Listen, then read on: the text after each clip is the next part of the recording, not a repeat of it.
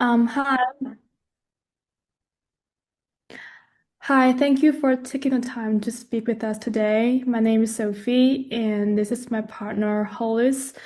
We are students in the course User Experience and User Research at Cornell Tech, and we are conducting a users research study to better understand how people in New York City make decisions during unexpected public transit delays or disruptions.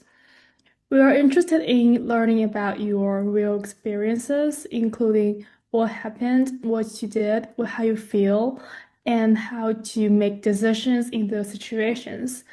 This is not a test, and there are no right or wrong answers. We are only interested in your perspective, and your perspective will help us design better tools for commuters. The interview will take about 30 to 45 minutes. Before we begin, we would like to ask your permission to audio record this interview. The record will only be used for research analysis purpose for the class and will not be shared outside our research team. Do you consent to being audio recorded? Yes. If okay, we'll start recording. What is your age range? Uh, um, I'm 23, Cool. So, how do you identify your gender? a male. Nice. Are you currently a student, a working professional, or someone else? I'm a graduate student at Cornell Tech. How often do you use public transportation in New York City? Uh, Maybe 10 times a week on average. But sometimes I will reach the fare cap if I go out dining often in the weekend. What type of public transit do you most often use? Uh, I'm I mostly use the subway, and I also use the Russell Island tramway pretty often. Sometimes I'll take the tram for the 4, 5, and 6 train, or go to the nearby grocery store. So how frequently do you experience transit delay or service disruptions? Not constantly, but Google Maps always shows delays pretty often. But in terms of the delays I actually feel, I think it's probably a few times a month. Okay. So now I wanna ask, like, can you recall the recent times when your commute was delayed or disrupted? Yeah. Uh, I think it was just 2 weeks ago, and I was traveling from Russell Island to Flushing to have dinner with my friends, and it was a weekday. I usually take the M train directly from Russell Island to Roosevelt Avenue, and then transfer to the 7. But that day, the M had a major delay going towards the Queen's direction. So I reckon it was caused by a signal malfunction near Roosevelt Avenue station. Okay, so what was happening just before you realized that there was like a huge delay? I was entering the station, and there were a lot of people gathered around an empty staff member, and he told me that there was a major delay for trains bound for Queens, and the display also showed that the next train wouldn't arrive for almost 30 minutes. Okay, that's a really pretty long time. So did you expect this delay or it was like a surprise for you? It was definitely a surprise for me. Uh, Often I expect only minor delays sometimes, I should wait a longer times, which I think is quite normal for the 670 lines. But seeing a 30-minute wait, I didn't feel much worse than usual. Okay, so what other information, like if any, did you receive immediately? The MTA staff explained that there was a major, major Queensbound delay, and the display showed longer wait time, but there wasn't much explanation beyond that. Do you feel like how serious did the delay feel at that moment? I thought it was a serious delay right away, especially when I saw the 30-minute wait time. Okay, so who else like was affected by this delay? Of course, there are a lot of other commuters at the station, and we were all clearly affected, and people people were asking questions to the staff and looking at their phones, and we're all visibly frustrated. So, what was at stake for you personally if the delay continue happened? Um, I was intended to meet a friend, so the delay. I mean, I feel very stressful for the delay, and it wasn't just about the travel time, but also being late and not being able to give a clear estimate of when I could arrive. Okay, so once you realized there was like a delay, what did you do first? I checked my phone to see if there were updates, and I was started to think about alternative routes. Mm-hmm. So, what these options were you thinking about? Actually, I thought about several options. I think the first one would be definitely a wait on the Queenstown platform for the estimated 30 minutes.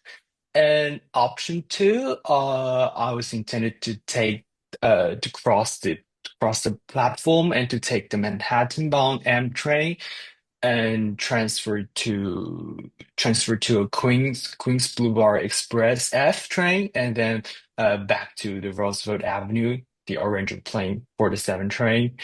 And I think the final option for me was to take the M directly to the 42nd Bryant Park, and then transfer to a Flushing bound 7 train. Okay, so it seems like you have multiple options. So, how did you narrow down your options? I think I quickly wrote out the option one, which is the waiting plan, because it felt really unreliable. Yeah, we all know that MTA is unreliable. We cannot trust this 30-minute waiting time. And between the option two and option three, which are all rerouting options, I lean towards the option three with fewer transfers. Things I think it felt simpler and less risky to mess up. Mm-hmm. So when you weighted these options, did you like weigh the short-term versus long-term consequences? Yeah, staying might have been faster in the short term if the delay was cleared, but in the long term, I think it's really risky. So when you make these choices, did anyone else influence your choice? And no, it was mostly on my own judgment and my prior experiences dealing with the unreliable MTA. Mhm. So when you choose the alternative options, did you change your mind at any point during the delay? Actually, no. The trip I chose, option three, was quite smooth, although it may took quite longer time like maybe 15 minutes than the original plane. Mm-hmm. Then we can move on. When during the delay, what information were you actively looking for during the delay? I mainly want to know uh, how long the delay would last and when the next train will coming, or whether it was worth waiting, or maybe when the next train comes, would it be crowded? Whether I can get onto that train. Okay. Um, Considering the tools, like which tools or sources did you mainly rely on? I mainly rely on the Google Maps and also the display on display on the platform. But the display in I think the display in the Russell Island stations was broken, so I I changed to check the MT mobile app and also the MTA website. Hmm. So, what specific detail were you hoping to find? I was hoping to find an estimated delay time or or the guidance on whether transferring options other what other transfer options, and whether these options would actually save my time, or uh or the train coming next will be crowded or not. Hmm. Um, so did you compare information across multiple sources, as you are looking for Google Maps and the MTA map? Yeah, of course. But I think the Google Maps and the MTA, they mostly said similar generic things. That they said that due to for example, due to the signal malfunction, the train was ex the train was delayed. Yeah. Mhm. And when you're looking at those information and compared to the real reality, did any information feel like contradictory or unclear? Yes, I think the information I saw is that there was a severe delay, but it didn't explain how long it would actually last. Mm, so did you feel the information help you decide what to do next? Um, I think this information only partially helped me come to my decision, because I s- I still had to rely on my own intuition and my past experience dealing with CMTA. Hmm. And was there information you wanted but couldn't find in those sources? Yeah, the I believe the Google Maps just told me just just told me to wait until the next M train comes, which is my original plan. And yeah, of course, it is normally the quickest route. So I had to figure out on my own whether rerouting would make much more sense, and how long will these rerouting plans take for me to get to my destination. Mm, so during this trip, did you stop checking for updates at some points? And if you have, could you explain? Uh, yeah. After I get onto the Manhattan bound M train, I think I realized that. if I chose option two, which is transfer to an Express F, maybe at the Rockefeller Center, um, the rock the F train would also be an outbound and Queensbound train, and it shared the same track with the M train, so it will also be a delay. So I immediately decided to stick to the option three, which is the Brian Pot plane. Mhm. Apart from these, was there any tool you didn't use, even if might have helped you? Uh, I didn't use these social media uh, because I didn't think it would give me a real time clear answers, but I maybe try it next time.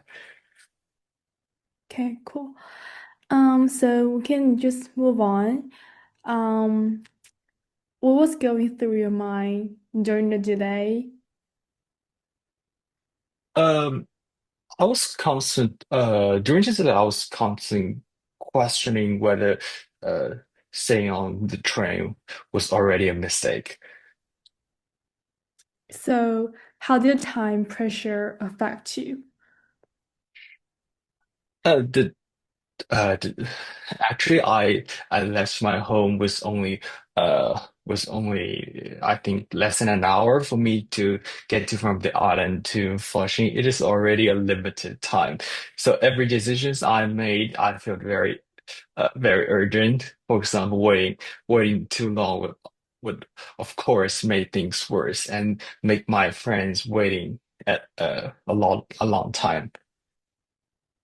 So, at that moment, what emotion stood out the most when you waiting? Mm, Um, I think it's mostly the frustration and anxiety. Mhm. Um, During the course of the day, did your emotion change over time? Yeah, yeah. I became more frustrated, of course, as the time was passed and waited without the clear information. Mm, um, without any more without any more information about what happened next, did you feel more frustrated or by the delay itself? Um, uh, I think it's definitely the uncertainty of the delay. Okay. Did time pressure makes you act faster than you wanted to? Yeah, yes, I think so. I didn't feel like I had enough time to carefully map and go through all the options I have. Uh, and I don't have time uh to to Google every options and check whether these options which one will pick me, uh which one will take me to the destination faster. Okay. Did it ever feel like waiting for more information was risky? Uh, yeah. I think waiting didn't feel like it would lead to the a better information. Uh, just the waiting will give me just less time to change the plans and fewer options. So during the course of delay, did you feel regret or relief at any point? Uh, I uh, I felt relief after I finally making the decision, and especially when I get to the Brighton Park and get on to the 7 train, I know that I will be only of maybe 10 minutes or 15 minutes late for the original time. But although it may be the optimal road, but I feel relief at that time. Okay, so we can move on next. So when you're looking back, how do you feel about the decision you make? Mm, I feel okay about it actually, and I think given how uncertain the situation was, it felt like a reasonable and defensible decision. Mm, how did the outcome compare to what you expected? Uh, uh, Actually, it wasn't fast, of course, compared to the original plane, but uh, not only the original plane, but another plane, the option two. But I think the outcome was predictable, which matched what I expected. Would you make the same decision again if you have come to in a similar situation? Uh, I would say most likely yes, especially the information situation was similar, just like there was system problem on the Sixth Avenue subway or the Queens Boulevard, and the seven train remains okay. So what could help you feel more confident or calm? Uh, I think it's clearer guidance about the trade-offs, like explicitly comparing weighting versus the rerouting. It will help me feel more confident. Did the outcome influence how you judge the decision now? Uh, Actually, a little, but I mostly judged it based on what I knew at that time and my past experience. So have experiences like this change how confident you feel during the future delays? Yes, I would definitely be more cautious and more focused on predictability now. Then do you ever think like at least I made a reasonable choice even if the result wasn't ideal? Yeah, of course, that's exactly how I think about it. Only a few minutes late. It's a, I think it's a happy ending. Okay. So is there anything else you'd like to share about how you handle public transit today or disruptions? Uh, from my point of view, I think familiarity with the subway system really matters. As for me, I'm a huge fan for the public transit. So when I first came to New York City, I think I quickly learned how the system how New York City transit system works in a very short time. For example, the local trains and the express trains, the number trains and etc. Uh, and and actually the delays are pretty common in New York City. Uh, and not to mention there are a lot of maybe reroutes or local to express changes during the weekends. And also, for example, like our island, the train that comes to Roosevelt Island will not be the M during the weekends. It will be instead the F. And also, I think when the delay actually happens, and the the empty official, the the updates on the empty websites or from an empty shop, they cannot offer a clear substitution plan that that works for everyone. Or maybe sometimes they don't offer one at all. So we have to make our own decisions. And this, like for me, the decisions I made really is caused by my own past experiences.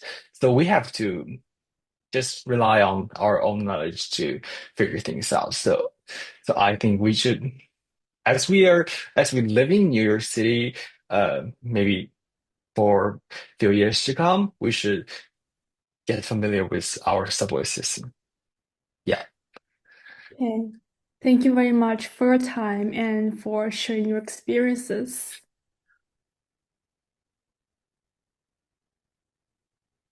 Okay.